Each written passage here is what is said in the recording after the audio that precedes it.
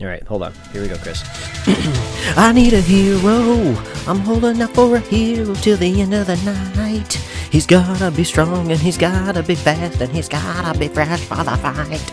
It's not a bird, it's not a plane, it's Superhero Slate. It's a modern podcast where we talk about everything that's great, like movies, TV, superheroes.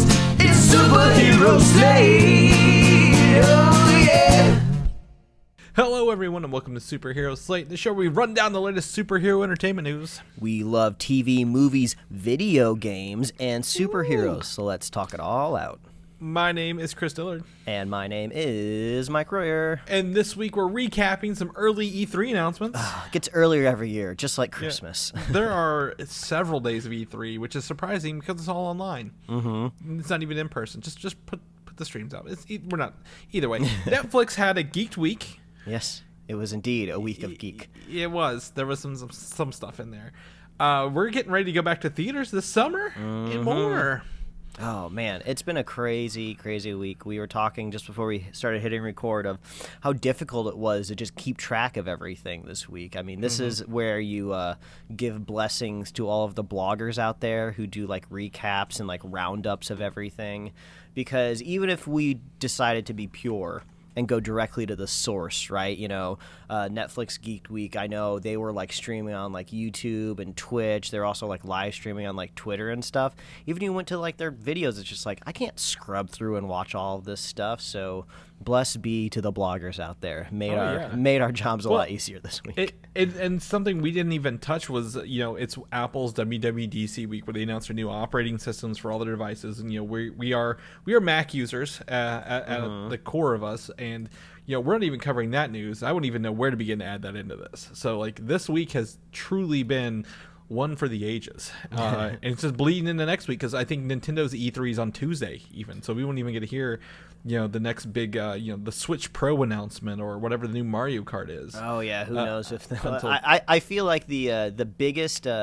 The biggest unifying feeling for all of these things, whether it's a Geeked Week, whether it's E3, is you always, or WWDC, you always leave disappointed, right? You always have like these big grand ideas of what may or may not be announced, and then it just never comes, and you're just like, oh man. Yeah. Oh, we all set ourselves up for failure at the end of the day. So we got some news here. So we'll jump into it. First things first is actually what we watched, what we have been watching this week, and this is something I was not on my radar.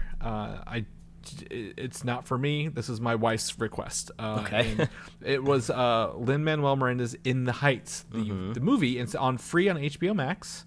This was on HBO Max and in theaters, I believe, at the same time. So I think you can watch them both there. Mike, you also got to catch it, right? This was his. Lin-Manuel Miranda is known for writing Hamilton, the famous stage play, and this was his work that was before that. He wrote this before he went to do Hamilton. So after his success, and obviously everyone literally watching Hamilton on Disney Plus last year. I believe HBO or Warner Brothers went to him and said, you can make a movie out of, you know, whatever you want. He chose this, and they put it up on their streaming service, which was pretty cool. So this is essentially about Washington Heights. It's on the Upper West Side of New York, I believe. I think so. I don't understand the cardinal directions of New York because it's at an angle, right? Yeah. So I always get really confused when people say like lower and upper east or west side, and it's just like, but the whole island's at an angle. I don't understand. Yeah, I feel like when I was watching, I'm like, I feel like this is some place I visited playing the Spider-Man games. Yeah, no, that's what I did too. Because there's characters in the movie that have to move their shop and they go to the Bronx, and I'm just like, I know where that is. I know how to swing over there. Yeah, you take some sort of train down there. I'm like, I get that. Take trains in there. So this was essentially a musical about, I guess it's Dominican Republic culture that has migrated from the Dominican Republic to New York, and the desire to go back to their home country, right? I believe that's right, Dominican Republic. Yeah, for that main character, there's a whole like song set piece in this where they talk about other Latin American countries that have kind of moved to the area of Washington Heights. But yeah, it's all kind of about that. I hesitate to say Latinx culture because I know like some people have accepted that term and like some people don't like that overarching term, but that's seems to be a more succinct way to kind of explain it. Yeah, very much a lot of multiple Latin nationalities there. The main actor, I can't think of his name. I'm not gonna be able to name any of these people. A lot of them were fresh, but he is actually in the next Transformers movie that follows Bumblebee. He's like the main lead actor. Yeah, I mean, like he's a dreamy looking guy. Even for me, a guy over here with a wife I've been happily married to, I was just like, I was mesmerized by his face the whole movie. I was like, dang, this is a good looking dude. Apparently, he was also in Hamilton as well. He was the son of Hamilton. He played that role. Oh, okay. And a lot of these characters, I think, were from the movie or from the play, which was the original play and stuff like that. At the end of the day, it's not really there's really no villain in this movie. It's kind of like a feel good kind of movie at the end of the day, right? Like everybody's doing what's best for them, but like I didn't feel like there's like, again, there's no villain in this play, right? Like there's no like maniacal person like wringing their hands like, I'm going to take down this culture. I would say it's almost more closer to like a romantic comedy, but usually rom-coms really focus on one specific couple and they really drive the whole story, but that's almost, I would say, almost like a B plot in this story. I actually never even thought of that, like really kind of what is driving the story, and that may or may not be a bad thing, but to move from this neighborhood or not to move from this neighborhood, I think is the whole I think like at least 3 of the characters, one went to college, one was going downtown to become to work on art, and the other one was trying to move back to the Dominican Republic. So it's very interesting. Also, the idea of like legal immigrants versus it's people who are undocumented. Issue kind of came up in this a little bit. I think it's fine. I think the music's fine. It's very. I told my wife this. I'm like, this feels like Hamilton was built on this structure. Like this was the test bed for Hamilton. I totally agree. And the thing is, there's probably a lot of really, if there happens to be a crazy Lin-Manuel super fan, which there's a ton of them out there, and I have no problem with anybody that wants to be a super fan of an insanely talented Lin-Manuel Miranda. But and also, like, what am I doing over here with a superhero podcast judging a musical Broadway theater, right? But yeah, it does feel like, if I had to sum it down to like something just really dumb in my head, is I just thought the songs in Hamilton were a little bit more catchy, slightly more varied.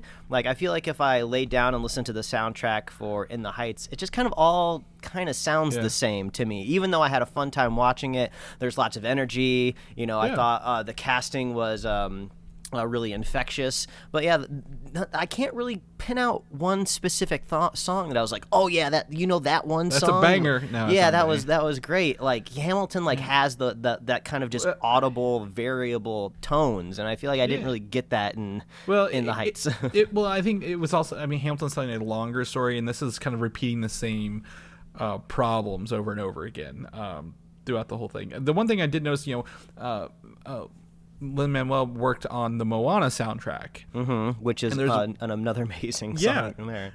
So I noticed that the guys, his abuelita is that her song sounded a lot like the grandmother's song in Moana. Oh yeah, I could see that. Very, very like the whole grandmother thing, very much similar to that. So it's not bad. It's not a bad movie. If you like musicals, do that. I mean, it's no Spider-Man Turn Off the Dark, which is a superhero musical we talked about off air. I feel like we got to do some sort of retrospective on that. We found kind of like this halfway decent looking bootleg on YouTube that we could sit down and watch. But unfortunately, I don't think the original run of the show exists because it kind of got retailored after, I guess, people really didn't like it. So I wish I could watch some people died. Some people literally died. That's why they had to retool it. I wish I could watch the original and then watch this bootleg one and then do a whole retrospective on it. Well, maybe one day. But In the Heights, now on HBO Max, use your subscription if you've got it. Or like me, if you've got 2 because you're an AT&T sucker.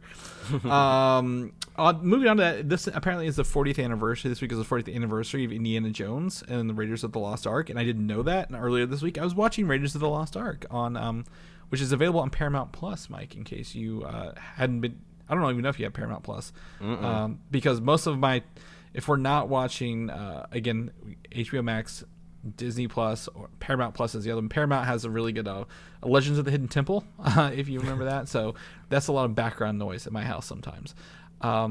But Raiders of the Lost Ark is on there. It's his 40th anniversary, and then I know they're filming the new Indiana Jones. It's not in our notes because it's just like some random screen grabs. But there was one shot where we do see Indy and the actor who played Toby Jones. Toby Jones, yeah, and they have some tracking dots on their face. So it sounds like that could be like a flashback. You know, yeah, they're going to de-age them. Yeah, they've got that art down over at Disney now. So I totally don't. They'll de-age anything. They're going to turn it into like a kiosk. You can walk into the mall and look like a baby again. And Toby Jones, like Michael was going to say, played Arnim Zola in Captain America and the Winter Soldier. I kept thinking Zoloft. I was like, that's not it. That's not a name. Who was known to be worked for Hydra and the Nazis. Also, Thomas Krennic. He played the Baron Strucker for the short minute he was in Age of Ultron and whatever. So it's also in the movie. So they're thinking, hey, they've got these people who are notorious for playing Nazi adjacent. Yeah, that can't be a good typecast, right? Like I could see being typecast as a villain, because you just kind of have like a villain in way of you. But it's just like to be typecast as not just a villain, but a Nazi villain for your whole career. That's a rough one. Maybe they're really good at the accent. Maybe they're just spot on with the accent. Maybe. I mean, I guess technically in the MCU, Hydra they almost kind of looked down at the Nazis, like they weren't being future forward enough. So maybe that's enough to be differentiated, but I don't think so. Yeah, I don't either. So, but yeah, so that I did want to put it in the notes because it's nothing big on Indiana Jones. They are filming it, yes. Hopefully. Harrison Ford doesn't crash an airplane again or something soon. But they are filming it, and it is the 40th anniversary, and I thought it was ironic that I just happened to turn it on and watch it this week. So I got that going for me. Mike, looks like you've been diving into some Netflix. Yeah, I'll share what I've been watching.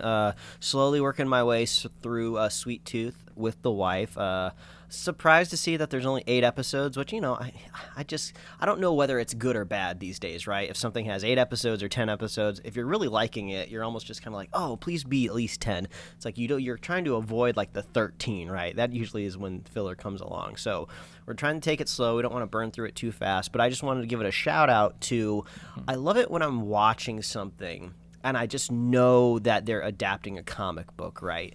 Because I'll keep it very spoilery light, but there's a character that's introduced, and I want to say it was like the 4th episode, that normally I don't think a screenwriter would put in their TV show or movie, right? Because it's a character that is going to be not CG heavy, but you just can't get a human being to play this character, so you're going to have to use a computer to make this thing. And I feel like in a comic book where, the budget is limitless when it comes to like your pencil mileage, right? You can draw whatever you want. So you're just not hindered by what story you want to tell. So they just introduced this like kind of very surprising character like halfway through this season. I was just like, whoa, was not expecting this. So I just really like, this just kind of one of the positives of adapting a comic book, right? Most people think of like comic books of just like, oh, superhero stuff. We got to bring in the big CGI budget of explosions and like monsters and aliens and like big armor and stuff like that. But also like even just like the weird quirky things, right? That you gotta prove the concept on the panel first, and then that's when a producer will give you actual money to put it on the screen. So still recommend Sweet Tooth to people. I'm looking forward to watching the rest of it. And season 2 of Mythic Quest is airing right now. They're getting close to the back half of the 2nd season. And in the very first season, they had this very interesting flashback episode that just tangentially related to the plot of the first season. And it starred Jake Johnson, who is the voice of Peter B. Parker. I believe that's what his name was in Spider-Verse. Yeah.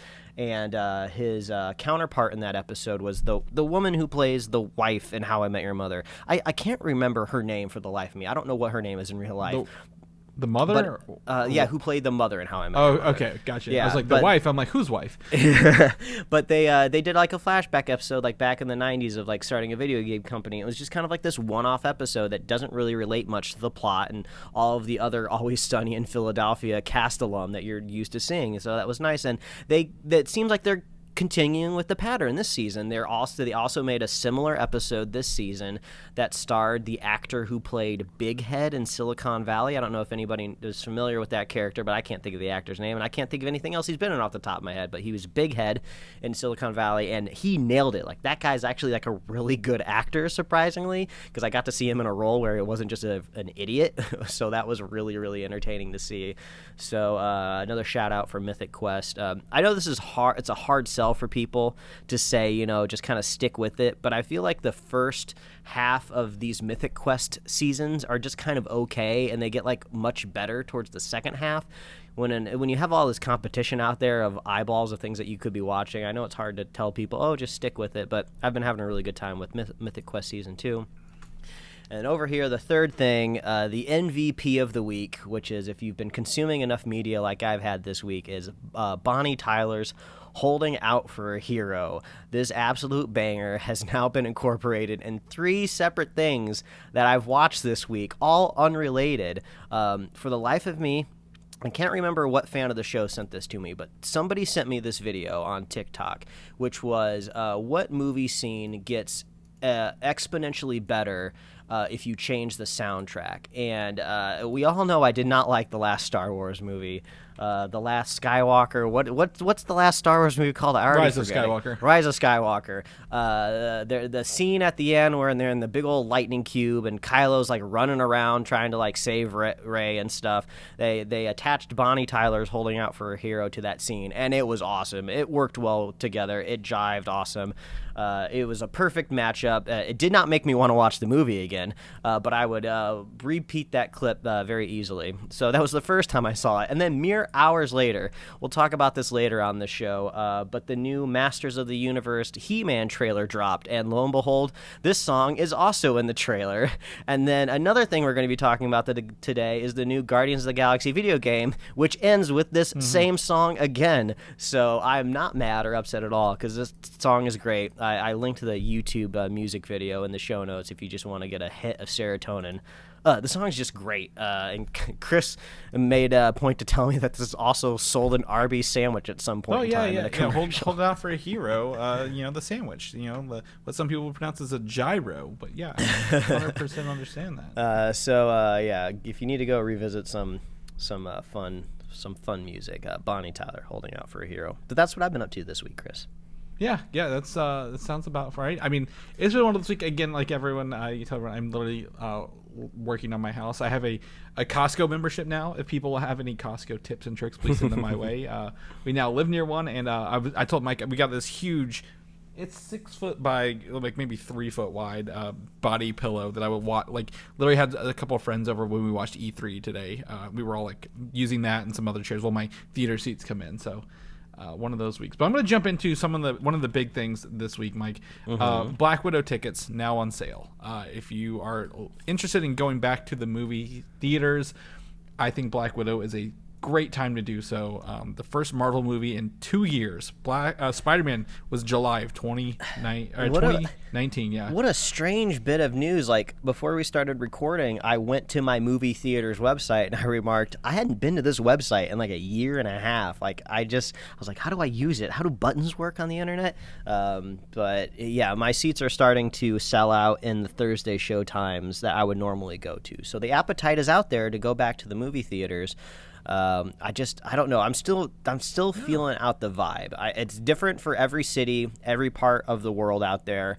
I would assume if you're in India, you don't want to do this because I think things are still really bad over there. So please make the appropriate judgment call based on your state and your area. But and I was telling Mike, so I got my IMAX where I'm actually farther from that movie theater now, they're blocking seats off to the left and right of people. So if I get a block of 2 or 4, the ones to the left and right of me are no longer available for people to purchase, which is cool. But I also, I went and saw, what was it? I literally just lost it. The Quiet Place Part 2 in theaters. It's very empty. It's not a big, theatrical release like, Black Widow is. But, I did wear my mask up until I got settled into my seat. the whole time. So do it at your own comfort, at your own leisure. This is also available on Disney Plus for $30. So if you're feeling uncomfortable, you'd rather just sit at home and watch it for $30. I literally built a theater at home that I'm not going to use to watch this for the first time. But I will be buying on Disney Plus so I can watch it multiple times over and over again and give other people an opportunity to go and feel safe at the movie theaters. However, most people are like, well, I don't want to do either. It will be free on Disney Plus October 6th of 2021. So if you just wait, just say just 90 days later, you can get it for free on Disney Plus there. Yeah, I feel like normally in like kind of the Marvel Cinematic Universe, you just can't afford to wait that long. But weirdly, this might be the one time you might be able to, right? Since this is like really the first prequel movie we've ever gotten, kind of. Yep. You know, I know Captain Marvel took place in the 90s. Captain America. Well, yeah, I know those movies chronologically take place, earlier, but it's just like, since we know Black Widow's fate, I don't think there's really going to be anything too spoilery here. Maybe the end credit scene could possibly illuminate more of the MCU moving forward. Unless what if the end credit scene for Black Widow was like for WandaVision or something like that, and it's just like, okay, well, we all knew that was going to happen. So, yeah, I guess this is the one time you might be safe if you wait till October, right. But. There's going to be other Marvel stuff happening before October, right? Yes. When's Shang-Chi dropping? Isn't that before October? Yeah, I believe it's September. Yeah, and then Eternals is November, and then Spider-Man is December. Mm-hmm. So we have quite the back half. We might have to create some sort of structure on the show where we are a little bit more direct with our spoiler warnings for Black Widow. Like, when August comes around, right, and we feel like we're more relaxed and we can just kind of 30 days. Talk I'll give about you 30 days minimum. Okay, maximum. Chris says 30 days. 30 days max. You can get it for $30 online. I mean, that's the same price. Again, literally, if you bought 3 movie tickets, 2 movie tickets, some places 3. It would cover it. I feel like the fact they're even offering it still awesome. If you want to catch up on what Black Widow's been up to in the MCU, Scarlett Johansson's debuted Iron Man 2, you can catch the Black Widow collection now on Disney Plus. So you just go in there, click Black Widow collection, and watch all the movies she's in, which is that's cool. Streaming services are getting better than just saying, oh hey, hopefully you can find which movie you're in here. So I like these playlists. So that's pretty cool. So check that out. And if you get your tickets, let me know. We'll be covering it. Once we figure out what Mike's schedule is, but it'll be that earlier than Thursday or later than Friday. So. We'll give you the review as soon as we possibly can. 100%. The She-Hulk, the TV series. I want to chalk this up as a rumor. The rumor is the Hulk's son Skaar from the comic book Planet Hulk will appear in this series. Man, who's the Hulk been smashing? Yeah, well, I just came up with that. If you were the first person to make that, I would give you an applause. But here we are, years later. No, so Skaar, when Hulk was on Planet Hulk in the comic books for years, he married like the queen or princess of the planet or whatever, and they had a son, Skaar, and he ended up coming to Earth later, for whatever reason. So there's an idea here, if this is true, he will appear, Hulk, Bruce Banner did not know what the Hulk was doing while he was, in Thor Ragnarok, right, for several years. So if there is some sort of offspring of the Hulk, that's definitely a possibility that he wouldn't know about. And I guess he would hear about his dad after. And also, like, story-wise, talk about the easiest problem to solve for the writer of that episode, or if it ends up being a movie at some point in time. What an easy origin to just write off of, just like, oh yeah, you were in space for a while, and then you could see like, Mark Ruffalo like scratching the back of his head, like, well, I guess I don't really know what I was doing there. Yeah, I guess this isn't totally out of the woods. You don't need to go into a whole thing of just like, how does the Hulk, do this? Like, you could probably even like. You might even be able to wave away who the mom is. You don't even have to worry about that too much. Or I don't know how space pregnancy works. Maybe there's an egg sac or something. I don't know, Chris. Maybe there's no second. I should stop right now. They covered this in Guardians of the Galaxy. You don't need to reinvent the wheel here. Ego, had kids from all over the world, so it's perfectly fine. Or Galaxy. But I think something here is if they want to do this, so. Skaar was also part of the Dark Avengers, which we've talked about, Marvel leading to later. Is this a role that could possibly be a long-term, a new Hulk replacing Mark Ruffalo, or is it just a one-off kind of thing? Or if they want... Literally, She-Hulk is dealing with a paternity lawsuit, which would be funny, I guess, in a sense. Or if they want to bring in, like, a younger character, right? We know that they're possibly moving to a kind of a young Avengers storyline at some point in time, right? So he could be part of the team, or maybe he could be like an antagonist, right? Depending on how he wants to align. There is a Skrull kid called Hulkling. He's a Skrull. He's not a Hulk, but he's called Hulkling in the Young Avengers, who ended up being either married or the boyfriend of Scarlet Witch's kid Wiccan. So there's opportunity for maybe that's it. They bring in Hulkling instead of a Skaar character, or merge them together for the MCU. Yeah, I don't think they would be. Yeah, I don't think anyone would be too upset. Like, well, you mean you took Hulkling, which isn't a Hulk but kind of looks like one and takes the name, and you merged it with a character who actually is the Hulk's son? I think we would be okay if that origin was combined. I wouldn't lose sleep over it by any means. So we're gonna keep you posted. She-Hulk's filming. We'll do more later. I don't know why I'm thinking about this now. We're gonna pause. Back to In the Heights. The actress from Brooklyn Nine-Nine was in it, and I was gonna say she was a highlight to me. What is her name? You watch Brooklyn Nine-Nine, right? Yeah, I think her name is Rosa in Brooklyn Nine-Nine, right? Rosa, yeah. And I think there was something where like everyone wanted her to be She-Hulk for a long time. I think there was a push for that. Yeah, and that's why. So I'm tying it to She-Hulk, but I was like, oh, she stood out. She's really fun. Anyway, back to it. Star Wars, out in space, Mandalorian. Sad news. Theory is season 3 will not debut until late 2022.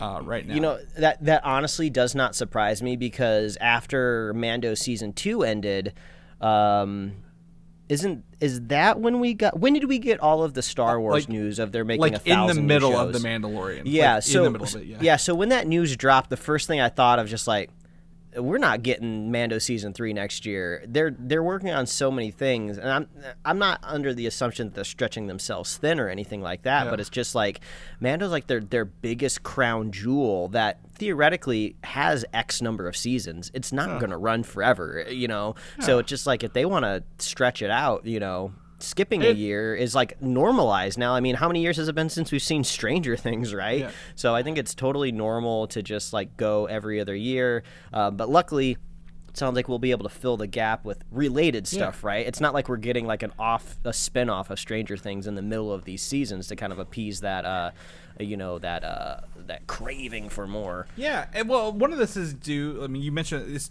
apparently due to the LA stage, or the volume being used for Obi-Wan Kenobi and the Book of Boba Fett and other shows. So like they could probably easily build other volumes, but actually they probably are. But this is easy to keep it. It makes you wonder how easily they can, though, right? Yeah. I mean, I'm sure Disney has all of the resources and all the money possible, but it's very technically advanced. So I bet it's hard to get people trained, find people that understand how to use it. Building it, is probably a nominal challenge. You just bring in people to screw in stuff and bolt. But it's like, you got to find the space to put it. I wouldn't be surprised if there's a volume in Georgia already in their big Georgia I think there's campus. One there. I think there's one in England.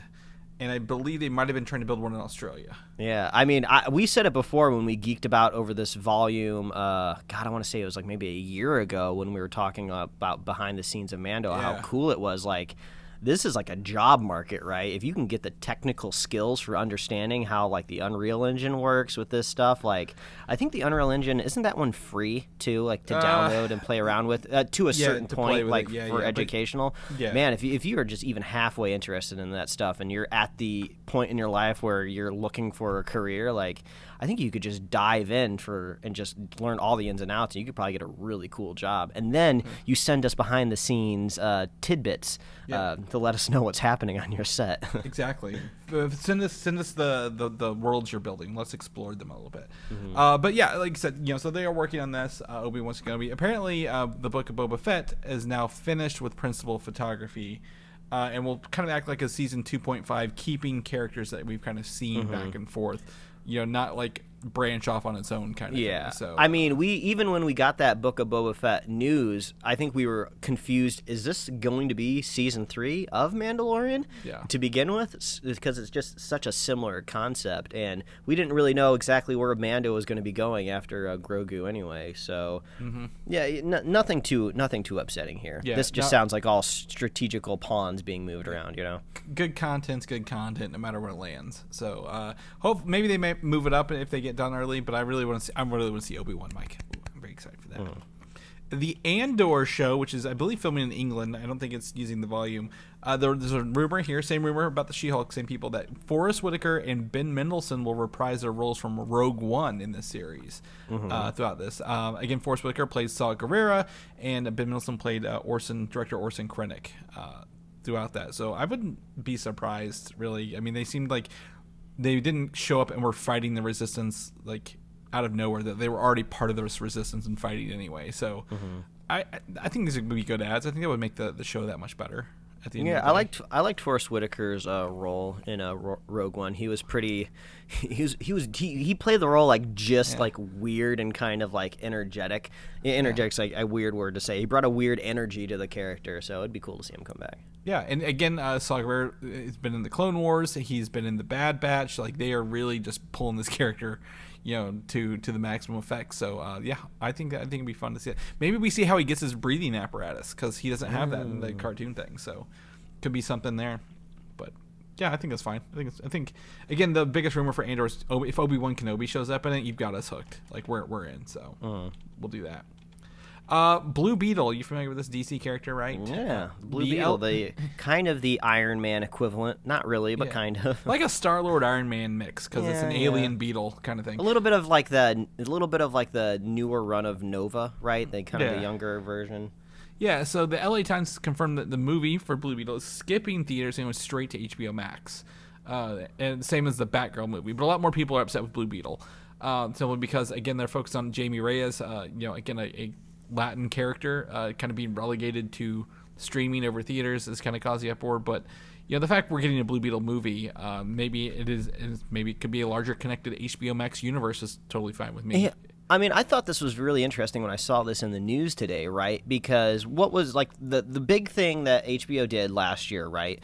Oh, we're going to have all of these big movies come right to HBO Max and theaters. You can watch it all on here. This is how we're going to capture a bunch of subscriptions, right? This is how we inch up to fight Disney Plus and Netflix. We're going to put all of our biggest content right here on the streaming platform. And then people were questioning, oh, is this going to stick around forever? Is this going to be the new norm? And I think like a couple months later, like, no, we're not going to keep this up. This is only going to be for this year. This is just like COVID time protocols. We're just doing the best that we can in the times that we're existing in, right? And then you get this news, right, that this is going straight to HBO Max. So it makes me wonder, how much of this is strategic, right? Because you could say like, oh, this is just Warner Brothers, screwing over this kind of somewhat niche character. We're going to put our Batmans and stuff on the big screen. That'll bring in the big money. But you look over at Disney with Disney Plus, who is knocking it out of the park, like numbers-wise, right? The subscriptions are off the charts over there. But you could say that maybe their strategy of putting things like exclusive Pixar movies on there, like Luca comes out like next weekend, you can't go check that out in theaters. That's Disney Plus only. The only way you can watch that is getting a Disney Plus subscription. So, I mean, you could be cynical about it, but also you could kind of be optimistic about it by thinking they think that this is enough to drive subscriptions to what is the future of entertainment, which is streaming. So it's really interesting. I totally get it on both sides of it. But yeah, it is. Yeah, it does make you wonder and how things are going to cross in the future. But also, like, take everything Warner Brothers superhero related with the biggest grain of salt you've ever seen in your entire life, because, like, nobody knows what's happening. The people over there don't even know what's happening, and I don't even think we're going to have solid answers until we walk out of the theaters from the Flashpoint movie, So this is not related to any other Warner Brothers property. When they announced this was like literally like this is going to HBO Max. Batgirl's going to HBO Max. I'm pretty sure Zatanna's going to HBO Max even. Yeah, maybe they were, that was on the list. But this wasn't like people are confused. Like it was literally already announced for HBO Max. Like no one was like, yeah, it's going to go to theaters. They might put it in theaters. Hell, I don't know. I mean, Luca is going to theater. And I say that purposely because it's going to literally a theater, Mike. Like that's how, so it can be was it to be award? Academy Award, it has to go to theater. Yeah, they're for trying like 2 to reach weeks. that. Yeah, they're trying to reach that threshold. But I mean, HBO Max, they have a very this is the Berlanti, right? They have the Titans there. What is it? Doom Patrol. Green Lantern. They're specifically making that universe kind of like a new CW, if you will. And I think Blue Beetle would be a good character to put in there, who doesn't need to fit in with the Flash and the Wonder Womans of right now. Yeah, and another thing that's interesting that is Batgirl and Blue Beetle going to be movies, right? I feel like when you think about content, right, and stretching out monthly memberships, you're trying to span like what the lowest common span that you could hit is like 5 weeks to make sure somebody carries over to the next subscription. So it is interesting that these are slated to be films and not even like short run series, right? So that's somewhat new. I don't think we've really seen that. No, these were announced as movies, and then like Green Lantern, and there was a couple others that were specifically series. Yeah, but it's just strange, movies straight to streaming that are like superhero characters. It's interesting to see what happens, because the streaming landscape has a lot of competition. All of these high-paid executives are just trying to figure out how to get an edge in.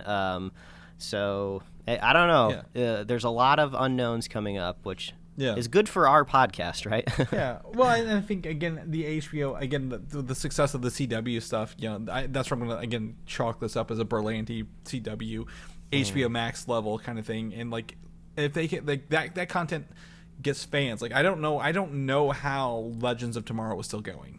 I don't understand how that's still going after all this time. So I'm like, there's an audience out there for it, but, like, if they're going to get a movie, like, this is now the chance to actually put him in live action. Same with Batgirl, because it's Batwoman who has a TV show, right? Batgirl's something else, but it's fine. Yeah. It's fine. And you know what? If you're a big Blue Beetle fan and you're just waiting for the live action debut of the character, I wouldn't worry so much about where it's going to go. I would just worry if it's going to be good or not, right? Because the track record of Warner Brothers is very sketchy. So I would be more concerned about who's directing or writing the movie right now than exactly where you're going to be able to watch it. Yeah, and they have that announced somewhere. I just didn't grab that because all I know from Blue Beetle is when I played him in the Injustice games. He plays pretty fun there. Well, I mean, Chris, it's okay. You're too distracted. There's super pets out there. Well, I was going to tell you, if you want to go to theaters and actually watch something theater worthy, you have to go watch DC's Super Pets. DC's League of Super Pets, which the voice cast was confirmed. We knew Dwayne Johnson was voicing Crypto the Superdog, because I think last time we said, like, leave some superhero roles for the rest of us. Kevin Hart is voicing Ace the Bat Hound. The opposite of that, so the Superman Batman. But then they also have some other announcements. They don't have who these characters are tied to, but we get Kate McKinnon, John Krasinski, Vanessa Bayer, Natasha Lyonne, Diego Luna, and Keanu Reeves, all in this movie voicing Super Pets, Mike. I had to look up Ace the Bat Hound because I've never seen the character before. Yeah, it's essentially Bat Dog, if you would. I guess I've seen the dog in Batman the animated series, but it's just a dog. They didn't give it a costume and powers. Yeah. In the League of Super Pets comic book, Super Pets, like he is, like, there's Aquaman has something. Is it a fish or a dolphin or something? I don't remember. But, like, all these will be different Super Pets. But it seems to be getting a pretty good cast. This movie is still slated for May 20th of 2022 now. Kids will love it. Hopefully it's funny. Last time we saw Spider-Man and the Spider-Verse, and what was the other? Teen Titans Go to the Movies. Yeah, that's exactly what I was going to say. Like, I could easily dump on the whole concept of this being a feature, right? But then I thought of the same thing of Teen Titans Go to the Movie, and it was like the funniest movie I had seen the year it came out. So... Yeah, I mean, Dwayne, he's a pole, right? Yeah, animation's good. And John Krasinski just got his Quiet Place too, so these are all big names, pretty good. Diego Luna, Andor. We're all chomping at the bit to see Andor. No, nobody. Okay. The other you thing should have said chomping at the milk bone, man. Yeah, it could have. I don't know if he's a dog though. I don't know who he's gonna be. Spidey and his amazing friends. Speaking of animated properties for children, we had our first look at these characters, and even the theme song written by Patrick Stump of Fall Out Boy fame. I thought that was Fall Out Boy in the background. Yeah, he's actually doing scoring the entire show, so we'll see how that goes. But we get to see these. I wouldn't say they're chibi characters, Mike, but like they're very much. Meant to sell toys. Yeah, this is the epitome of hook the kids while they're young, right? We brought this up on the show before of how do you get like a younger how do you get like a younger audience kind of hooked on superheroes when like comic books unfortunately are just not going to do that anymore. Yep. And it's with animation, and this is for Disney Junior, so I will not comment on the possible entertainment value of the show because it's not for us. I'm literally not going to watch the show. This is not for me. But when you watch the trailer, you're just like, oh yeah, these look like they are totally in the DNA of like Funko Pops. These will be vinyl figures, at all that Target, everyone's gonna they're gonna want these in their stockings and stuff like that. So yeah, that's exactly what this show is. I think it's interesting though to see Kamala, Miss Marvel, in it. Any chance that they have to put her in anything now, she gets put in. So now I'm really looking forward to her streaming show because they're really lifting her up to kind of be a big part of the MCU moving forward. Yeah, well, so what's cool is we get the 3 Spider characters: Ghost Spider, which is Spider-Gwen, whatever you want to call her, Spider-Man, and Miles Morales Spider-Man. They're all the same pretty much suits, just recolored. In terms of animation, it's probably pretty quick to animate those spider people.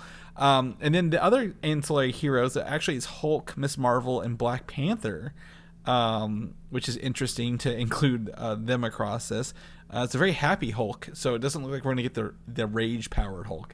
Or at least if he's hungry, or if he's angry, it's going to be because, he spilled his cereal or something silly.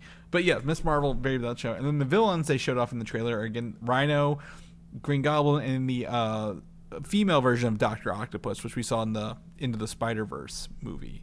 So these are very much kid-focused, kid-oriented. It's not going to be death, destruction, real super power things. So I'm interested to take a look at that. But also, again, as a fan of Fall Out Boy, from a musical standpoint, I think it's funny that Patrick Stump is singing and composing the theme of this. A strange bit of news that we will probably never talk about this on the show ever again, unless there's unless like Blade shows up in this show before we see him in the MCU again. Or they something. Get a movie. Spidey and his amazing friends go to the movies, Mike. Of course, and then we'll gosh. love it because it'll be amazing. Speaking of that, I don't know if this is like a YouTube web mini short thing, but there's a Teen Titans Go See Space Jam that I keep seeing pop up in my feed. So it's just really they went to the Teen Titans Go team and just we need you to advertise Space Jam for us. Can you just make a show where your characters go see Space Jam? So I don't know if it's just in the normal airing of the show, but I was like, man, that show will do literally anything and anything all of the time. Yeah. So it looks like it's a from what I saw, that it looked like it was more like a Mystery Science Theater 3000 with the Teen Titans Go. Where they're watching it and you're watching along with them and they're commenting on it because they don't know what's going on. So I mean that seems like a lot of things to write commentary on, but I don't know. I just thought it was strange. Well, it's the original Space Jam. That's the thing that baffled me. I thought it was a new one. Well, either way, it's promoting LeBron in some way, right? Yeah, well, someone's Space Jam. So that is later this month. But it's on Cartoon Network. So I don't know. Maybe they'll put it on HBO Max later. All right, we're gonna shift gears. We're gonna get into video game world a little bit. All right, here we go. Hold on, let me stretch. Let me get ready. The video game muscle is usually not prepped for the show. All right, I'm good to go. All right, so the E3 schedule E3 is a multi-day event, right? It started, I believe, today, Sunday, and it goes all the way through Tuesday. Back in my day, it started on a Monday, and the pre-show was Sunday, and now the pre-show's Wednesday the week before. Yeah, actually, it started off, looks like maybe Friday. Yeah, Friday. It's already passed, so they're still going. They're still going through today. They're going on right now. Today was Xbox, Bethesda, and Square Enix. Again, we talked about earlier, Nintendo's on Tuesday at 9 your time, Mike. So they're kicking off. So we got some more stuff that could be unveiled here throughout the next couple days. Some of the stuff we're going to talk about was I want to jump into this. One of the things unveiled, I think it was Ubisoft is doing Avatar Frontiers of Pandora. So this is a very there was no gameplay, but it looks like they're expanding the Avatar, not the Last Airbender, the Avatar James Cameron movie universe. By letting you looks like you're a Na'vi fighting off the human invaders. Can you just imagine for a second? I mean, every statistic out there will tell you not to doubt James Cameron, right? Yep. He knocks it out of the park nearly every time. Very good batting average for that man in the industry. But can you imagine if the next Avatar movie was just the worst movie ever made? And then the next time you go to the theme park down at Disney World, you're just like, oh, or like the next time you pick up the controller to play the video game, you're just like, oh, why did they make so much Avatar stuff before seeing if the franchise could be a franchise? I'm sure it'll be fine, but it's funny that before we even get the second movie, I don't think we got a specific date for this Avatar game. It just says 2022. Yep. But the Avatar film is set for December, so there's a very good chance that this video game comes out before the movie. So it's just like you can just jump into so much Avatar content before you even ever get this second movie, which I just find very, very hilarious. Well, I think is Avatar next year or this year? I think it's next year. I think it's next December. We've not seen. Okay, they've moved it so many Decembers. There's like 8 of them, so I don't know. But again, this is the people who built the game, The Division, have built this, and while I told them so maybe the movie isn't that good. The Disney World built on they bought in the Avatar pretty early on. They're like, yeah, we believe in your universe. You're expanding the world. So in this game, it could be fun, it could not be fun, but the trailer shows much like the rides at Disney. I don't know. Did you ride the?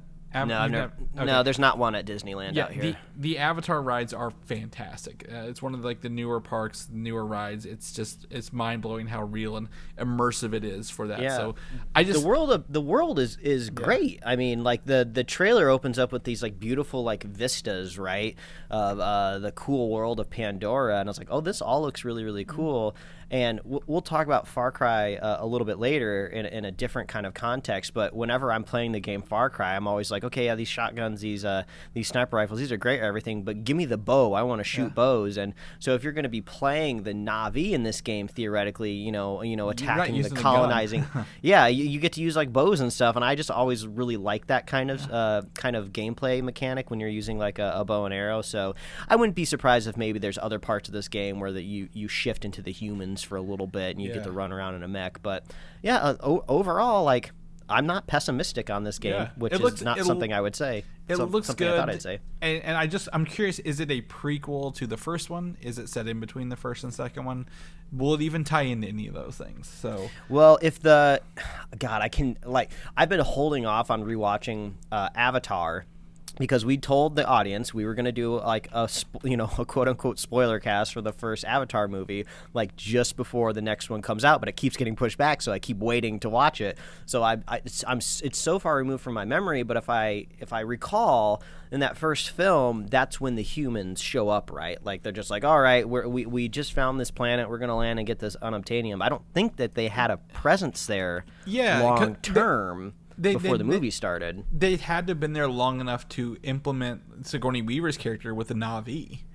Maybe the Jake character, or whatever his name is, Sam Worthington's character, was there for the first time. But I think they've been there for a while. So maybe this is kind of just before the first film kicks off. Because the humans in the I haven't watched Avatar since 2009 or 10. They weren't very aggressive all the time. They were just trying to it's I think nature is the whole movie's nature's better, so they were trying to get the nature, but I don't think they were aggressive to the Na'vi. Trying to get that nature, yo. So I think this is very aggressive, so it could be early touchdown points, but we'll have to wait. I'm not gonna watch this again until we have to. So game coming out next year. Check it out, 2022. Switching gears, this game kicked off the Square Enix thing today. Very, very surprising. This is Guardians of the Galaxy. This is the whole reason why Chris's strategy of recording later in the day worked out, because he was like, I'm going to be watching some E3 stuff today. We might want to put it in the show. I'm like, okay. And then this is the perfect example of why we waited. Yes, so we have a trailer for this and gameplay, 11 minutes of gameplay showing this off. So it was a 15-20 minute session out of the E3, 45 minutes of the Square Enix thing. So this is really cool. This game, they are playing video game versions of the superheroes, right? This is not the movie versions. Mm-hmm. I'm pretty sure at the beginning of the trailer there is a Kree Sentry head, which is the same ones from the Avengers game. So I think it's set in the same universe, but it's not going to cross, because this game is a single player only game. Like you only control Peter Quill, and then you can call on your teammates, the other Guardians, to do different attacks and abilities on a cooldown timer. They've also said, I've got it pulled up here, there will be no microtransactions, and there will be no DLC either. So this is, I'm going to liken it to the God of War game that just recently, that was on PlayStation 4, or even the Star Wars, Jedi Fallen Order game. Very single player, very focused, very much. This is, it looks really fun. It again, it leans very heavily from the James Gunn Guardians. There's the soundtrack, right? Bonnie Tyler, Holding Out for a Hero. There's other music going on. I believe there was Steely Dan at some point playing. Yeah, there seemed to be like some sort of like power up that made Peter have the ability to consistently fly, and then there was like a soundtrack going on in the background. Yeah, and he uses one of his abilities by playing the thing, and then like the Guardians didn't have cooldowns for their abilities. He could spam them as much as he wanted, it looks like, and some other stuff. So yeah, you get to play as him. He gets his jetpacks. He's floating around. He's snarky. All the characters have been redesigned, so there's a little bit of an abrasion against what you normally think they would look like, but they're very much their comic book versions of their characters. They even brought in Dan Abnett, who wrote the 2008 Guardian of the Galaxy, the Annihilation Conquest versions of them, who kind of created what we know of them. Today, what was the most surprising part of this is coming out in October. Like, this isn't a year or two away. This game is literally coming out in like 4 months, which is mind-blowing. Like, they can crank one out this fast, or have been working on this for so long. I'm like weirdly like 50-50 on at least what they've given us so far, right? So the positives that really make me excited. Single player, right? I'm always down for single player campaigns and stories. You don't have to they don't have to worry about shoehorning in some like multiplayer or anything like that. We're going to concentrate on the experience and give people a story. I think that's great. I love that this is almost kind of like new for Marvel, right? I mean, this is like a AAA game following like a AAA property now. So, that's like not some sort of weird microtransaction like money box, right? So I would say no, because there's the Deadpool game.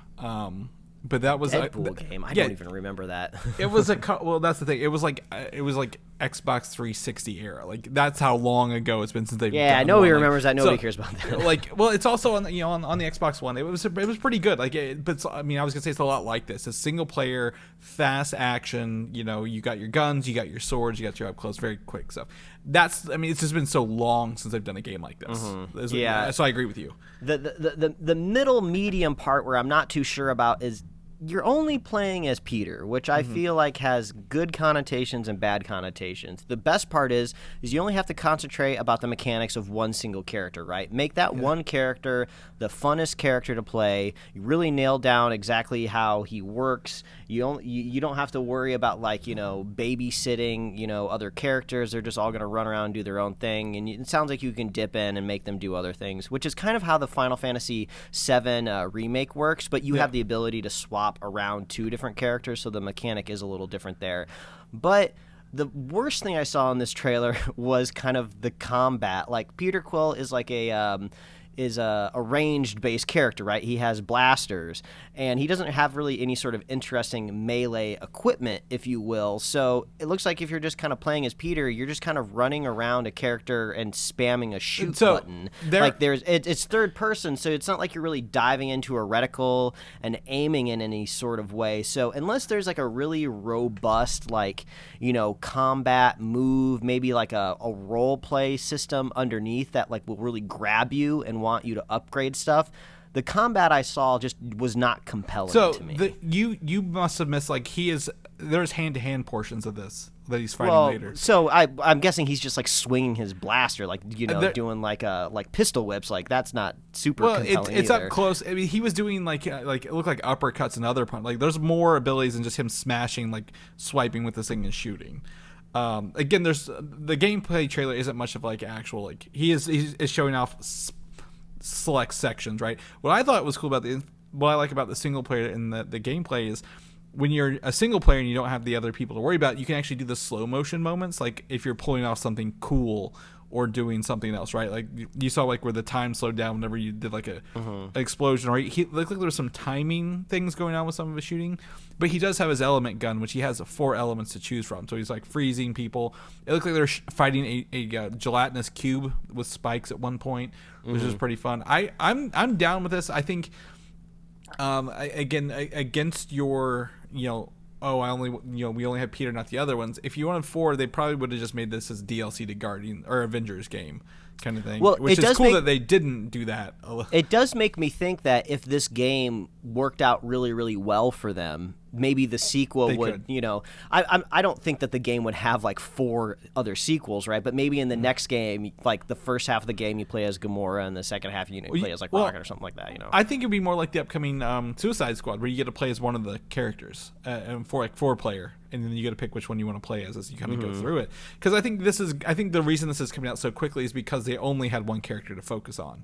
If it had 4, we'd probably be looking at another year or 2 for this. But and I guess narratively, it kind of makes sense because Star-Lord is the captain, and he's doing his best to kind of like call the shots. So I don't know. I'm cautiously optimistic. That's where I stay. That's where I stand right now. It reminds me of, there was a Guardians of the Galaxy Telltale game where one of those where you choose your dialogue trees, and it's kind of like an interactive story.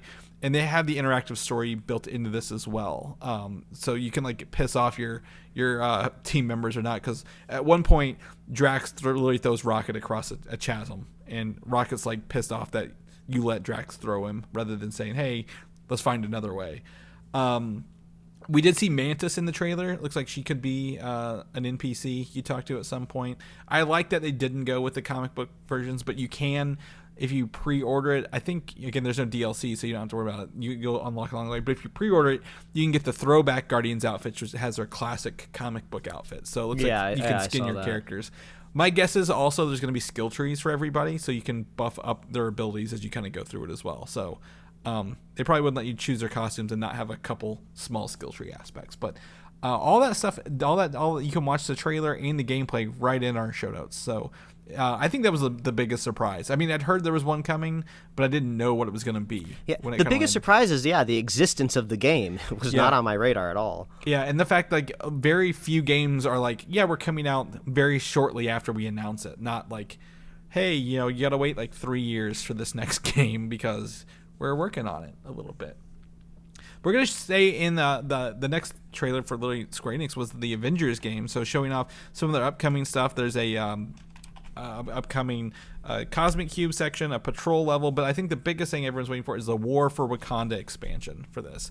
And you said you got to see the trailer for this, right? Where they this is just a cinematic trailer, right? I don't think they really showed off anything that would be in game, right? Okay. Well, I think it's all in-game footage because there's one point where he's like jumping around, I think avoiding attacks from what looks like a mechanical spider at some point.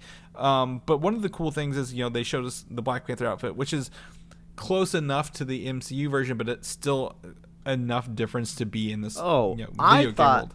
I thought the suit was badass. Like that is a really, really good suit. Yeah. So whatever concept artist they hired to put that together, I thought it looked really, really great. So, obviously visually, I haven't really had much of an issue with the Marvel's Avengers game.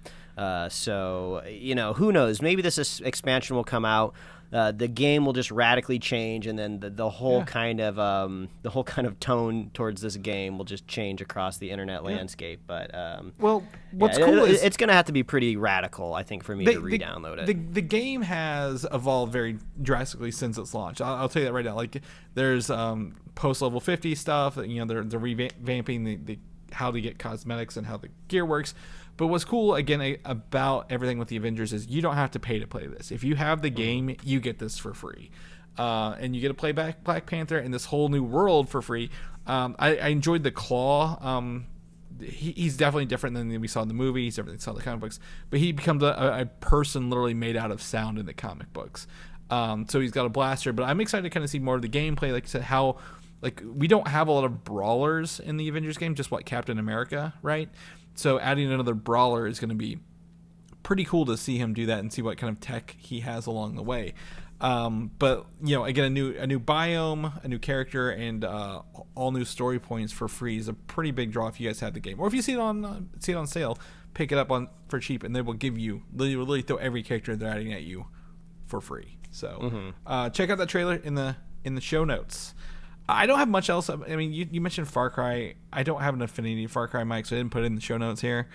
Did you want to add anything to that before we jump? Oh, down? for the E3 section? No, not. My Far Cry news is Netflix related, not video game related. Even though I think they showed off Far Cry maybe 2 weeks ago, because I was attached to the franchise for a little while, but not really so much anymore. But no, yeah, my Far Cry news isn't video game related. Okay, because there was Far Cry E3 stuff, but it was just more gameplay. Guess what they use in that game?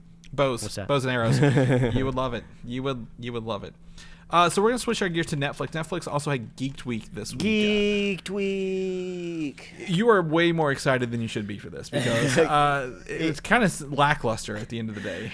Yeah, I was waiting until we got to this point to say, the marketing department at Netflix knocked it out of the park, because what they ended up doing was elevating everything they had above the sum of their parts, right? If you really get down to the nitty-gritty of each individual day, yeah, there was a little bit of something for everybody, but nothing really big came out of this. We didn't have any huge announcements or big trailers. Where's the trailers at? Yeah, I was expecting a Stranger Things trailer, right? We're coming up on that. This would have been the perfect time to debut it, really put Geeked Week on the map, right? We didn't really get any of that, and I'll wait until we talk about the Witcher at the bottom of kind of my awkward Witcher experience. Yeah. But yeah, not very exciting. I'm glad I didn't spend my whole week, really glomming onto this, keeping track of it. But yeah, wow, not super exciting, right? Yeah, not at all. I think one of the bigger ones we'll talk about right off the bat is the Masters of the Universe, the Revelation, the show, the anime is got its first trailer. I need a hero. What a banging soundtrack on this trailer. I don't know how many. Did they say it's 2 parts or multiple parts? But part 1 kicks off in July for this. So they've Netflix has a thing of actually using. Hey, we're gonna do the series in a full season, but split it in 2 and call it multiple parts, kind of thing, or release them as they kind of get done. But what's cool about this to me is, again, it's anime style, but they use the classic, Master of the Universe designs for a lot of the characters when you kind of watch it. And if you kind of dig into the nitty gritty of it, this is supposed to be a continuation of the original He-Man. Now, I would not judge anybody if they do not know the original lore of He-Man, because I definitely do not know the original lore of He-Man, but apparently it's supposed to be a continuation, so I don't know exactly how that's going to work. I don't think anybody needs to do any homework before they watch it, but Wikipedia, that shit. Yeah, but it's being executive produced by Kevin Smith, who is a very famous geek nerd creator type of person, so it's in good hands. Mark Hamill, the voice of Skeletor, great casting there. The trailer was a hype. This is from the same the animation studio that's been doing Castlevania, Powerhouse Animation. So it has high quality talent across this whole thing, and the trailer was really, really hype. And I'm not a big He-Man person. I didn't grow up with any He-Man nostalgia, but I think I'll still dip my toe into this. It just looks fun. Yeah, it's 80s throwbacks. I mean, it's just better animation than the original one ever had. So that's a little bit of a plus for everybody. But that teaser, it's fun. It's good. I think I don't know much about Master of the Universe either. It was outside of that toy generation by a long shot. But you can check out the trailer and show notes. Let us know what you think. We probably have listeners who are Masters of the Universe fans, so we'll do that. Far Cry, Captain Laserhawk, a Blood Dragon remix. This is the Far Cry thing you were talking about. Sorry, I didn't see Far Cry in the title, and I didn't think, but I have played Far Cry Blood Dragon, which is a 90s, in the 90s, this is what they thought the future looked like. Spin-off kind of thing. It's really wild. But the game is interesting because you literally shoot dragons and you have laser abilities and it's just absolutely ridiculous. It's great. If you're totally unfamiliar with what we're talking about, Far Cry 3, which was a pretty breakout Far Cry game, had a spin-off called Blood Dragon. This wasn't like an expansion. This was a standalone game that you could play and download without having to own a Far Cry 3, but it just kind of ran on the same engine. They gave you a smaller kind of island to operate on. But yeah, it was all this neat neon, just ridiculous futuristic aesthetics, like, 80s actions explosion, like 90s like technology. It was a thrill, and it's like one of the last games I can think of in a long time that I beat like 100% on, which wasn't too hard because it was a smaller game, but man, I just had an absolute blast. It ends with this crazy set piece where you're riding like a cyborg dinosaur, like shooting missiles at people. It's just intense. They totally lean into it. I had such a fun time. But they're making an anime set on it called Captain Laserhawk. I don't know who the hell Captain Laserhawk is. I have a strong feeling you're not going to have played the video game at all. There might have Easter eggs involved, but I don't think you're going to have to do any of that. They just recognize we have this really bright and vibrant world that would just really be set off by an anime, and whether or not your opinion on Adi Shankar is positive or not, because we've had weird experiences of watching him on the internet where we're just weird dude, but he was one of the producers that put together the Castlevania show, which is created by Powerhouse Animation, that's also doing Masters of the Universe, which we just talked about. So he has proven himself in kind of like this animation landscape, so I am down for this. The other part of the news is they're also adapting something for Far Cry as well, more like mainline from the actual video game, but there was nothing. They didn't say if they were adapting a specific game or if they're just going with the vibes of Far Cry. I think it's also supposed to be an anime, but I don't know who's involved. But most of the information came with Captain Laserhawk. So I'm down. I'm excited. What a great game. Go play it. I don't even know if you can play it on whatever your console you're on now. Yeah, I don't know. I don't remember what generation it was for. It was 2013. It came out in 2013. I mean, it's not an old game by any means. I played it on Xbox 360, but that's the same year Xbox One came out. I think it's backwards compatible. So yeah, if it's out there, go play it. It's a thrill. Yeah. Well, we've really talked about Adi Shankar for comic book things. He did the one shots, the Punisher Dirty Laundry, and the Venom Truth in Journalism stuff. And then he was like a big producer on the Dread movie as well. So he does have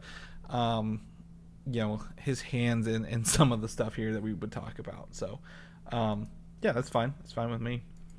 Resident Evil, this is not the movie, this is not the game, this is the live action series we've been talking about for a while. But it's not that series that's supposed to be kind of run on the game engine either, that we're not sure what that really is either. This is right. That's like the movie. So this is the live action where we talked about where the villain Albert Wesker will be the main focus.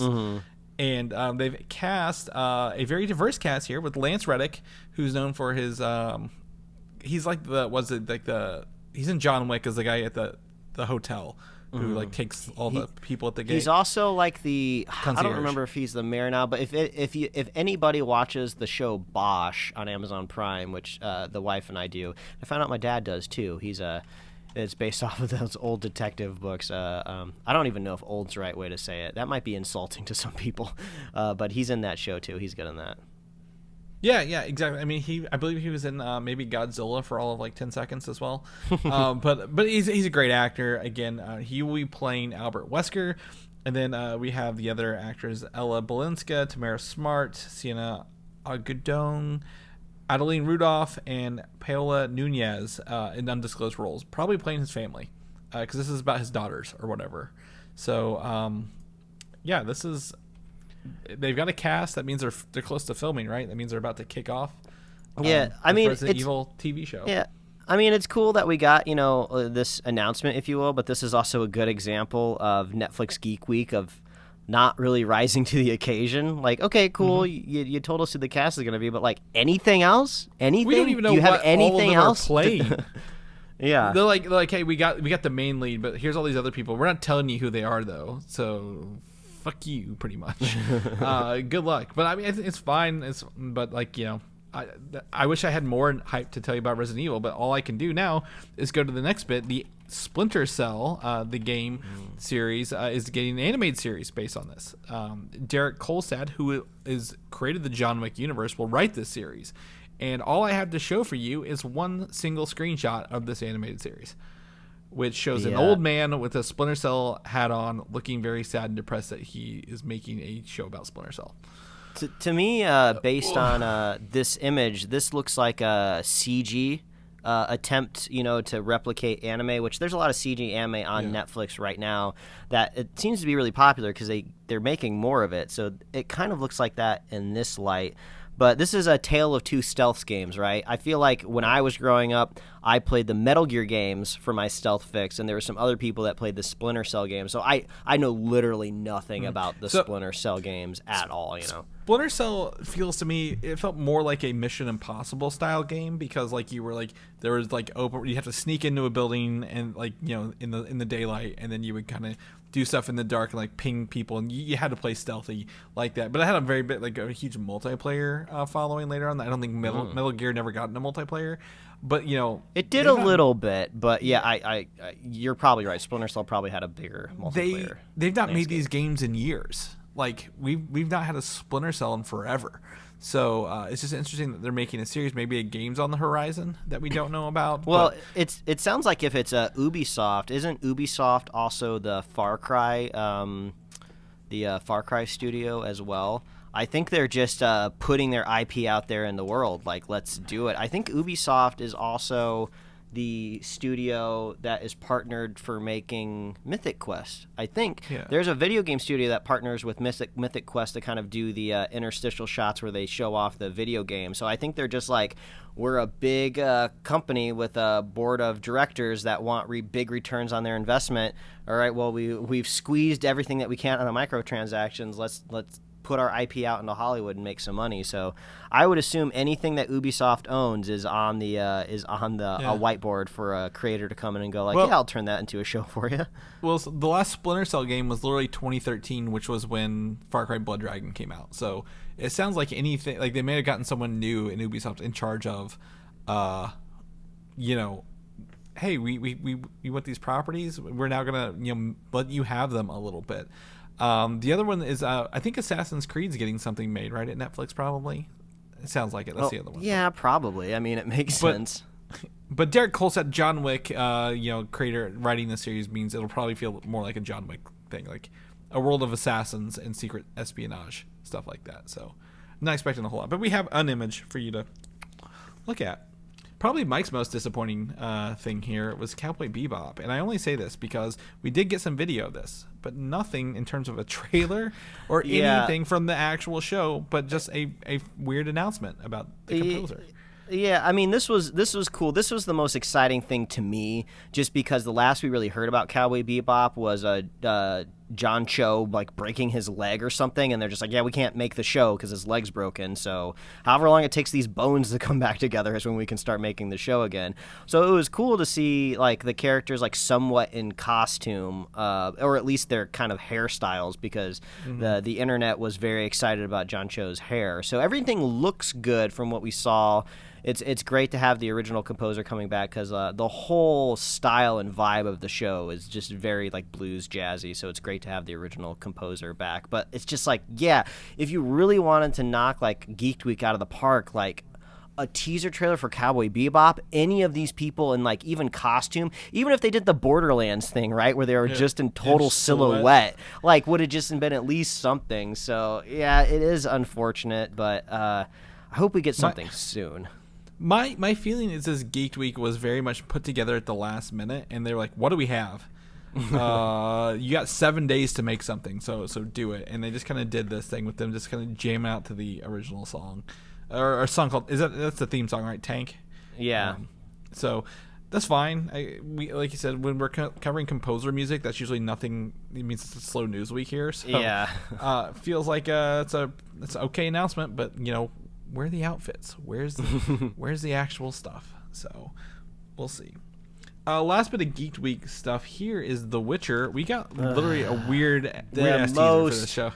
Disappointing thing the whole week, Chris. This is the one time that I tuned in to the live stream. So they actually had good numbers, right? I feel like any media company would be happy to have over 10,000 people on a live stream, right? So I was checking in. I was trying to get an idea of the stats. They had, when I was watching the Witcher announcement, they had about 14,000 people on Twitch streaming it.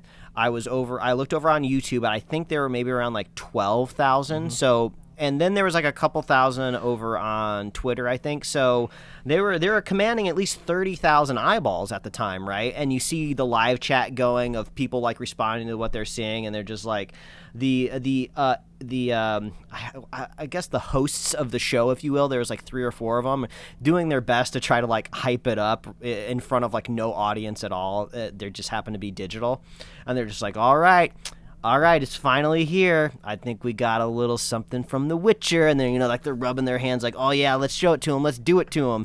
And it's this teaser that's like 15 seconds long. They don't even show Geralt. Is that how you say his name? They don't Geralt, even show the titular Witcher. They just show the girl from the first season. I don't remember her name off the top of my head. Ciri. And like everything flies by really, really quickly, and they do their that set off the Siri on my phone when I said that, and it's just like you just see the chat in real time going like, boo, 1 out of 10, yeah. This is dumb. Where's Henry Cavill? And it's just like, this was so dumb. Like, why would you show this to like 30,000 people frothing at the mouth, just like this dumb bit? So this is like just the thing, like, I'm sure the second season is going to be great. All the creators of the show have no idea what the marketing department's doing. They're on a schedule. Yeah. They can only do so much. So no blame to the next season of The Witcher. I'm sure it's going to be great, but it's just like, this is what you bring to the last day of Geeked Week, of one of your biggest IPs and successful things out there right now. Like, you kind of pitched your whole Geek Week around this whole thing, and we get this dumb teaser. It made me so mad, but I kind of reveled in just like the live chats, just kind of roasting them. So next time, Geek Week version 2, if that comes out in 2022, do better, Netflix. Do not waste a whole week of my time with these dumb little like teasers that do nothing for me. Have a single day and just get all done. We got no Umbrella Academy. We got nothing. There was people speculating that we might get some sort of whiffed of like Mega Man. Aren't they working on something like Mega Man related? Like, that would have been really crazy to see. Like, even if it was just like a logo treatment, right? We're used to stuff really early in development just getting kind of like a little logo. Like, that would have been cool too. But like, yeah, the Witcher thing just kind of like set me off. Just like, well, I'm glad I didn't put any extra time into keeping up with this all week. Thank God it wasn't a paid event for us. And they really teased us. So Geek Week, over and done. Would not recommend all around from all of us. There's there's, like I said, a few highlights, but across 5 days, and this is all we get out of it. It's disappointing all around. For those Lord of the Ring fans, there's the last bit of news here before we get into our Loki section. Gotta hype you up. It's coming. We're gonna let you have it. No, I'm kidding. The War of the Rohirrim anime movie is in the works at Warner Brothers for Lord of the Rings, and this says it is set roughly 250 years before the events of the Fellowship of the Ring and follows the story of Helm Hammerhand. So before everyone's like, oh god, what are they doing? Because there is an Amazon Lord of the Rings series, the Second Age. There are the movies, and then there's this Philippa Boyens, who actually wrote the original Lord of the Rings movies, is attached as a consultant for this anime. So maybe that's it. People in charge of it include Kinji Kamiyama, who is known for working on Ghost Runner, Ghost in the Shell. I was typing something. Ghost in the Shell, standalone complex. Will direct it, and then Jeffrey Addison, Will Matthews, who worked on the Dark Crystal Age of Resistance, will write it. I might be having a stroke. I don't know. Saying all these things, but this is being fast tracked to theatrical release. Yeah, this was a weird experience for me all around, right? Because the first time I came across this news, it was just the logo drop, right? And it kind of happened during Geek Week, so I wasn't really sure if this was like a Netflix thing or what was going on here. I was very confused. I'm assuming it's Amazon, right? It's Warner Brothers. It's Warner Brothers and New Line actually have this. Oh, I thought this was like an Amazon related thing. Nope. So either way, it gets extra weird. But I saw the logo treatment, and the logo's kind of weird. Like, it's very much in the Lord of the Rings style, but it kind of looks like lesser. I can't really think of a way to describe it, but like it almost looks like this is going to be the logo for like the video game, the mobile game that's coming out. That's what right? I thought this was a video. I thought this was tied into the Elden Ring stuff, which is the Lord of the Rings video game that plays like Dark Souls, right? Yeah, kind of. Yeah, not exactly Lord of the Rings, but yeah, right, fantasy. It's pretty much Lord of the Rings. But there's also like a Gollum video game coming out, right? Like this is very early. I assume this will update as we go, but like there was really no context, and it's in the middle of E3 and Geeked Week, right? Yeah. So, like, where do we put this? Like, what is it? And on top of that, you have to go through all the trees of information, right? So the next thing you go to is you see that it's an anime, and you're like, okay, it's an anime. Netflix makes one-off anime stuff all the time. You know, in my head, I thought this was going to be Amazon Prime, so I was like, oh, okay, they're just making something. And then I see the word feature, and I'm like, okay, wait a minute, this is getting very strange now. I don't think there's been a feature-released anime in the United States like literally ever, right? I know that we get anime imported from Japan, and sometimes there's like limited runs in our theaters out here, but and somebody out there could say like, oh, well, technically this was, you know, like an anime that was released, you know, U.S. domestically, but this might be the first. So like I was like, okay, this is very, very strange. This is very weird. A feature anime, like this is finally like proven to the Western audiences that you can get butts in seats with like you know, a quote unquote foreign animation style. And then I'm not a huge Lord of the Rings nerd, right? Like I like the franchise. I think it's fun. I have like a somewhat expanded knowledge of it, not really, and it mainly has come from this show. Like when we've talked about like the other adaptations of the show, and when you tell me things and I Google some stuff. So I'm basically just above a noob when it comes to Lord of the Rings. But I hung out with a friend this weekend who was a huge Lord of the Rings fan. Like he is in it, right? And he is insanely excited for this, right? This hits all of the marks for him as a huge Lord of the Rings fan. He even told me who Helm Hammerhead was, and he was just like, do you remember in the Two Towers, just before they ride out one last time to fight the Horde, and Gimli runs up to the tower and blows a horn? And I'm just like, I don't remember that specific moment, but okay, I can recall something like that happening. He's like, that was the horn of Helm Hammerhead. They're going to talk about the guy who they named the horn after or something. And I was like, wait, what? And he was just like, yeah, he's this dude. They call him Helm Hammerhead because he just fights with his fists. He just like punches people. So I was like, okay, well that works pretty well with anime. I mean, a lot of really popular anime is usually like martial arts, like hand-to-hand combat. So it sounds like things are coalescing pretty well. So all I can say is I have talked to one huge Lord of the Rings fan that is head over heels for this adaptation. So I was not expecting that. I thought this was just kind of be a throwaway type of thing. But the fact that Warner Brothers is putting it out, you know, big screen, that's a big deal. Warner Brothers and New Line, I believe, did the movies, right? So that's probably why they still own the movie rights to this stuff over Amazon. And it won't cross over, so it's all hopefully one continuity here across all this. But I mean, what's cool is in anime versus in Lord of the Rings, it's a mythic, right? Fantasy world. In anime, you can do whatever you want, right? We always talk about you can drawing one panel of animation is the same cost as drawing any other panel of animation, rather than making a movie and having to worry about effects and practicality. So I think this is interesting to do in anime, because animation's coming. At the post-COVID, everything's going to animation. We talked about that all last year. But they're going to be able to do a lot and probably show a lot more than we would if they did a live-action version of this. So I fully expect to probably not watch this in theaters, but maybe catch it on home release whenever it hits whatever Warner Brothers and New Line, HBO Max, I guess, 45 days later. So we'll catch it out. All right, we know what you're all waiting for. You're all waiting for us to talk about the latest Marvel Cinematic Universe TV show to hit Disney Plus. Loki debuted this week, and we're here to talk about the first episode, right, Mike? That's what we've seen so far.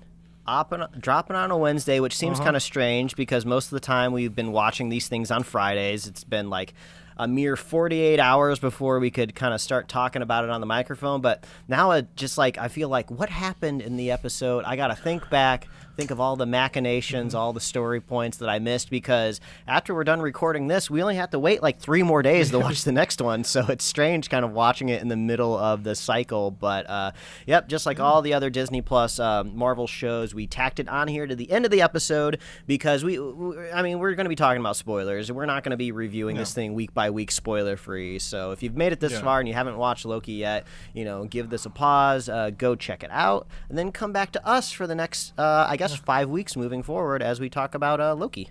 Yeah, it's funny. I think we're closer to the next episode now than we were. Yes. Any other week. But also, if you haven't watched Loki, you're in the minority because the Loki viewership has topped people who turned into WandaVision and the first episode of the Falcon and Winter Soldier. So this show is popping off, Mike. It is killing it out there. And I will go ahead and be the first to show my hand, and I would say, well deserved. This first episode was great. Yeah, I feel again not to toot my own horn, but I called this a yes, long you did. time ago. This was out of the three, you were the most excited out of this one. And I think this was I was least excited about this. I was like, Chris, I don't know. Loki, he died. We don't need to watch this. Yeah, well, fun fact, it's killing it. I agree. I think this was a fantastic first episode. Again, it literally doesn't hold back. It starts off at literally in the Avengers movie when they're taking him down to to Shield.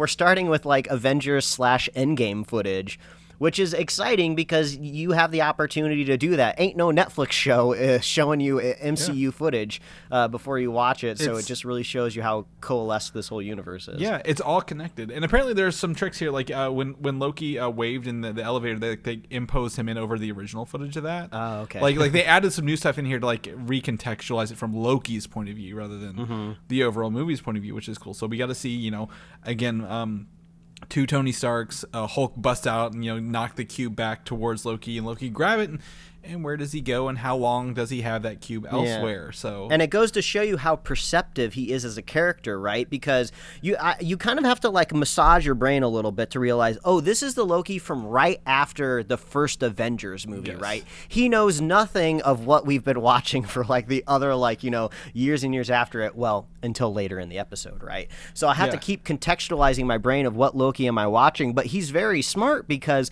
once he kind of gets to the TVA, he's just like, what am I doing here? Didn't you see what was happening? Those Avengers were jumping all around time. I saw a bunch of different of them. I know what's going on Tony here. Starks. He's I can smell two Tony Starks. I know they are time traveling.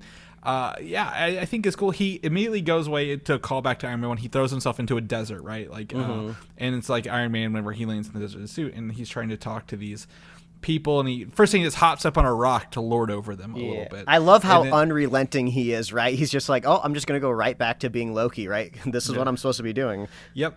The TVA steps out and they're like, you're under arrest, and he's like, no. So they hit him with their time stick, and then he's like, oh, you're going at 1/16 the speed, but feeling 100% of the pain the whole time. Yeah, the slow mo, that was great.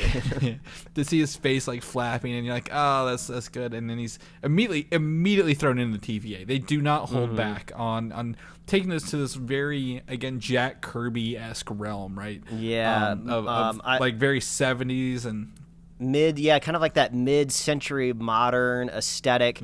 I would think you would be lying to me if like the production designer didn't look at references from like Portal 2, the video game, which has a lot of similar kind of office interior vibes. And I don't think that's cheating or anything like that. I think that's exactly what you're supposed to be doing as like, somebody who's designing and putting together aesthetics for media. You look and see what else other people have done to get inspired. So I totally get the vibe from that, which is great. And they just do such a great job just like taking the piss out of Loki like right away from like hitting him in the face, and it just really goes to show you like, oh yeah, you're not in charge here. And they tell him that all the way through, up until Luke Wilson until like it's Owen Wilson. Is it? Owen Wilson. Oh wow, I get those. Wow. I mean, they kind of talk the same. They look very similar, but the two parts. I mean, a lot. I could just fawn over this first episode. I had so much fun with it, but like two parts at the beginning that I really really liked were when they were like arguing about like, no, I'm not going to take a ticket, but Loki ends up taking one anyway, and then when he gets vaporized at the other end of the line, he's just like, oh shit, where's my ticket? Like this is a much bigger deal than I thought it was going to be, which was just hilarious. And then also while he was in line, I loved the animated piece that kind of explained what the TVA. Yeah, it was great. It was perfect. What a great way to kind of get all the exposition out there. And it also kind of made a lot of sense with this kind of weird, quirky place that they're in. I don't know if they're ever going to really explain it to us or if there's a more of an explanation within the comic books, but like they kind of showed the exterior of the building, and it seems to be some sort of, it kind of gave me like nowhere vibes of like some sort of like space city. So I don't know if they're really in another dimension or if they're far out in space or if it really doesn't even need to be explained.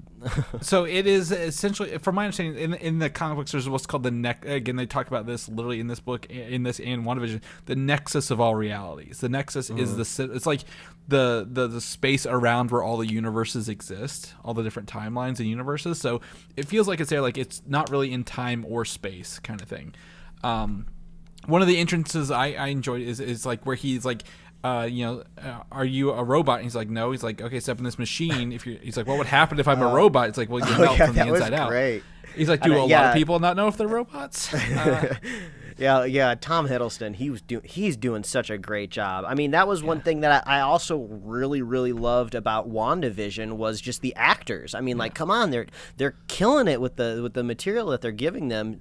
Depending on which show that you're watching. But Tom Hiddleston, he's doing a great job. And then I also want to throw out the voice actress Tara Strong did Miss Minutes, the voice of Miss Minutes. She's a really what word am I looking for?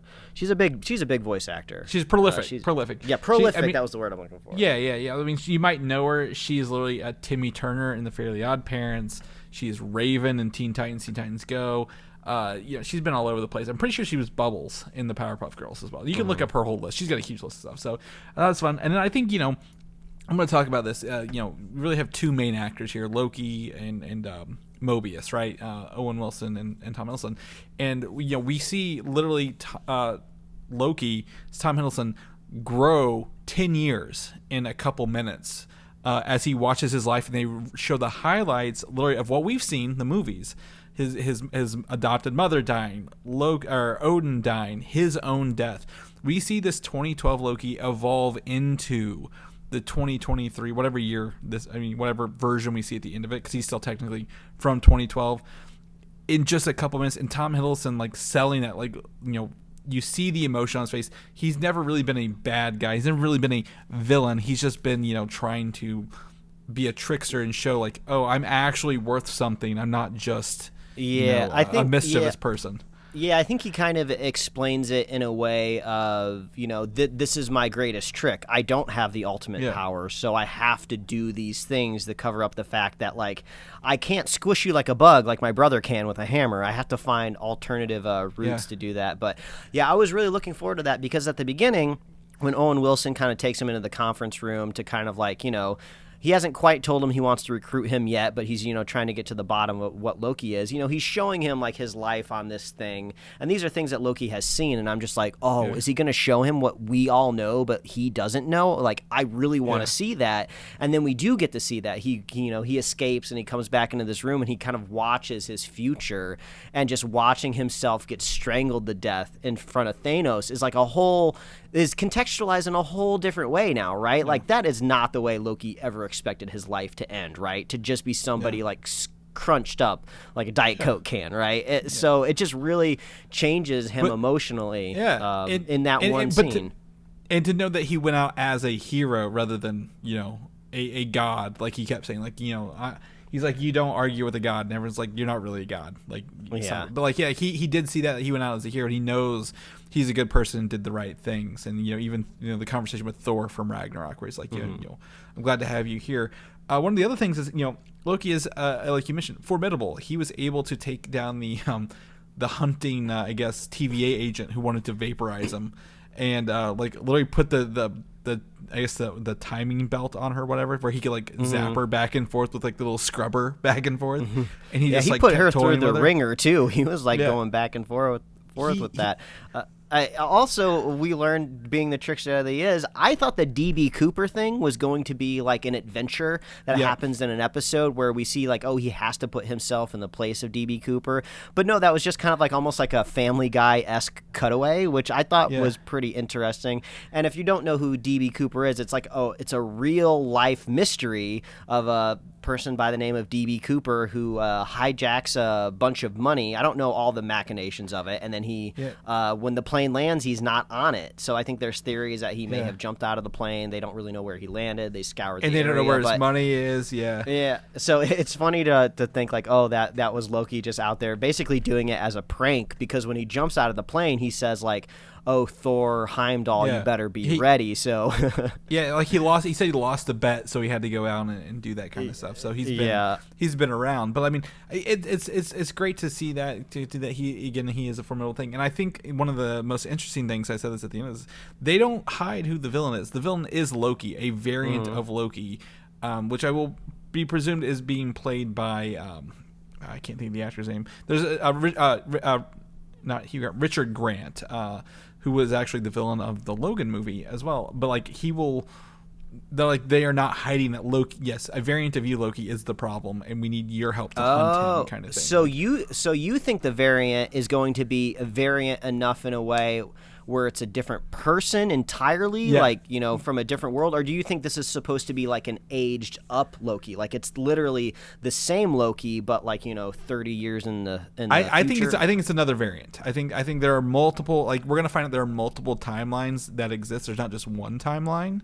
And like that this other is a variant from another timeline coming in and causing chaos. I mean, that does make a little bit of sense, right? Because in a TV show, when you are specifically cloaking a figure, right? But the show has already told you a million different ways that this is supposed to be Loki. Why would you go to the effort of hiding him in silhouette under a cloak, right? Because that's how you see him at the very end of the episode. Like, we know it's supposed to be Loki. You can just show and do a face reveal. It's not a mystery anymore. So it would make sense that it would be a unique face that we wouldn't understand. But I kind of like the idea of what's happening here is he's running around the different timelines and he's like basically messing shit up so he can get a hold of those little canisters that are supposed to wipe the timeline. Yes. So my assumption is that he's trying to collect, you know, a certain number of them to create something. I don't know if he wants to wipe out all of reality by blowing up a bunch of them together, or maybe if he combines enough of them, he can like escape and become the ruler of all time or something. I don't know. My guess is he wants to take him to the TVA and wipe the TVA back. Like, maybe. Like, or create, like, erase all the other timelines at their core except for his. Maybe he wants to get to those like three original. What was it, like those three gods or whatever made it? I don't quite remember. What their names were. The Time Lords or the Timekeepers. Timekeepers. But yeah, I think there's an opportunity here for, like, you know, we're gonna find out that the TVA isn't what they think it is either. Like, this is like Mobius. Like, it's not. They're not gonna go back to like, oh, I'm just going back to my office work at the end. It's like he's gonna find that there are people in, you know, like any other movie at the top of a corporation, if you will, the TVA, that are like, oh, there's not just one timeline, there's multiple timelines, and we were just telling you were in charge of one, kind of thing. Yeah. And it's gonna blow his mind, and they're gonna have a crisis of some kind. Yeah, and also it's kind of strange because all of the characters in the TVA, they're not people. They're like manifestations of these gods. Like they don't age. They just kind of talk about like, what did they say? Like he said, like, oh, what's football? I think he said, right? Or what's a fish? Yeah, what's a fish? Yeah, I need to know what it is so I can understand how you're threatening me, which is really funny. And that actor was from The Good Place. Good Place. Yeah. He kind of played like a secondary role in that every once in a while, and he's pretty funny. Oh, go ahead. Well, I was gonna say that character also had one of the other scenes where Loki found out like the TVA and Infinity Stones don't work outside of their own universe. And that's what I was about to say. Loki's like defeated. That is the single best part of the entire show, and it's a really important moment because it tells you so much. There's so many things that you can read into that one moment, right? First of all, you do just kind of have the humor of it, right? You know, all of these insanely powerful things, you know, just happens to be inside of like a drawer, right? I love that he says like, oh yeah, we get those all the time here, which insinuates that like there's all of these different fractures of reality where these stones like they're so powerful that they cause all of this time shenanigan stuff to happen all the time. So they're just like, oh, another Infinity Stone. Let's just go get another one that we can use them as a paperweight. They cause so much trouble, but there's nothing we can do about them. But I love the moment that Tom Hiddleston plays on his face of just like, my entire existence was moving towards getting these stones and becoming the ultimate ruler and being the most powerful thing in all of creation and in all of existence. And I'm looking at multiple copies of them right now in like a desk drawer of the TVA.